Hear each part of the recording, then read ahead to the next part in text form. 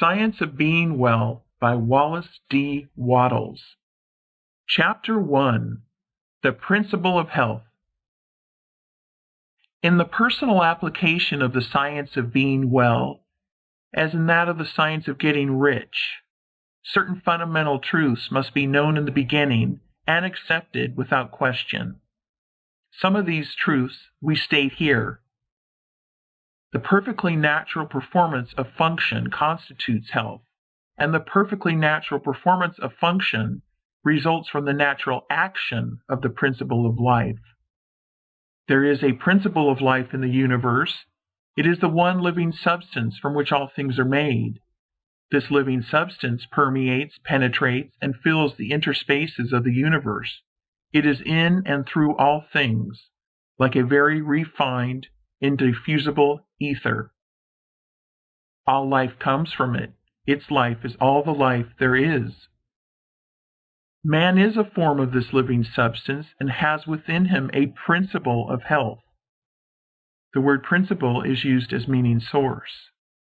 The principle of health in man, when in full constructive activity, causes all the voluntary functions of his life to be perfectly performed. It is the principle of health in man which really works all healing, no matter what system or remedy is employed, and this principle of health is brought into constructive activity by thinking in a certain way. I proceed now to prove this last statement. We all know that cures are wrought by all the different and often opposite methods employed in the various branches of the healing art. The allopath who gives a strong dose of a counterpoison cures his patient, and the homeopath who gives a diminutive dose of the poison most similar to that of the disease also cures it. If allopathy ever cured any given disease, it is certain that homeopathy never cured that disease, and if homeopathy ever cured an ailment, allopathy could not possibly cure that ailment. The two systems are radically opposite in theory and practice, and yet both cure most diseases. And even the remedies used by physicians in any one school are not the same. Go with the case of indigestion to half a dozen doctors and compare their prescriptions. It is more than likely that none of the ingredients of any one of them will be in the others. Must we not conclude that their patients are healed by a principle of health within themselves, and not by something in the varying remedies?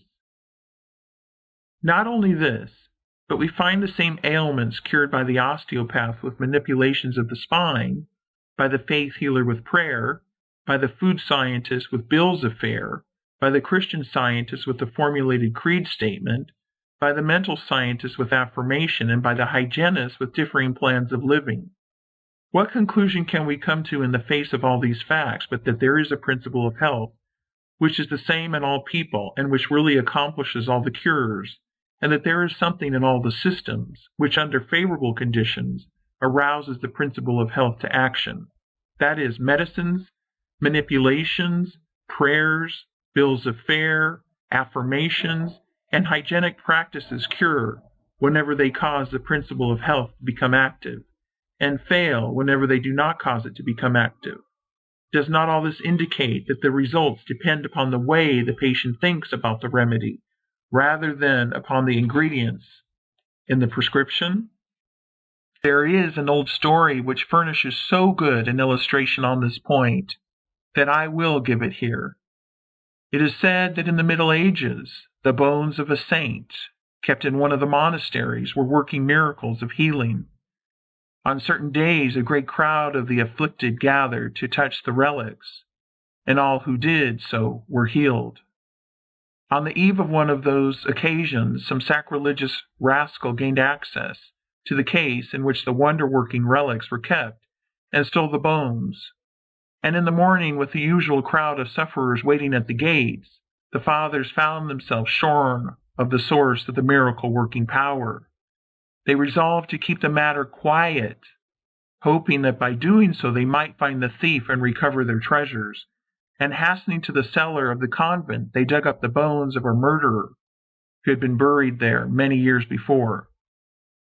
These they placed in the case, intending to make some plausible excuse for the failure of the saint to perform his usual miracles on that day, and then they let in the waiting assemblage of the sick and infirm. To the intense astonishment of those in the secret, the bones of the malefactor proved as efficacious as those of the saint, and the healing went on as before. One of the fathers is said to have left a history of the occurrence, in which he confessed that, in his judgment, the healing power had been in the people themselves all the time, and never in the bones at all. Whether this story is true or not, the conclusion applies to all the cures wrought by all the systems. The power that heals is in the patient himself, and whether it shall become active or not does not depend upon the physical or mental means used, but upon the way the patient thinks about these means. There is a universal principle of life, as Jesus taught, a great spiritual healing power, and there is a principle of health in man which is related to this healing power. This is dormant or active according to the way a man thinks. He can always quicken it into activity by thinking in a certain way. Your getting well does not depend upon the adoption of some system or the findings of some remedy. People with your identical ailments have been healed by all systems and all remedies. It does not depend upon climate. Some people are well and others are sick in all climates. It does not depend upon avocation, unless in case of those who work under poisonous conditions. People are well in all trades and professions. Your getting well depends upon your beginning to think and act in a certain way. The way a man thinks about things is determined by what he believes about them. His thoughts are determined by his faith, and the results depend upon his making a personal application of his faith. If a man has faith in the efficacy of a medicine, and is able to apply that faith to himself, that medicine will certainly cause him to be cured. But though his faith be great, he will not be cured unless he applies it to himself. Many sick people have faith for others, but none for themselves. So, if he has faith in a system of diet, and can personally apply that faith, it will cure him. And if he has faith in prayers and affirmations, and personally applies his faith, prayers and affirmations will cure him. Faith, personally applied, cures, and no matter how great the faith or how persistent the thought, it will not cure without personal application. The science of being well, then, includes the two fields of thought and action. To be well, it is not enough that man should merely think in a certain way.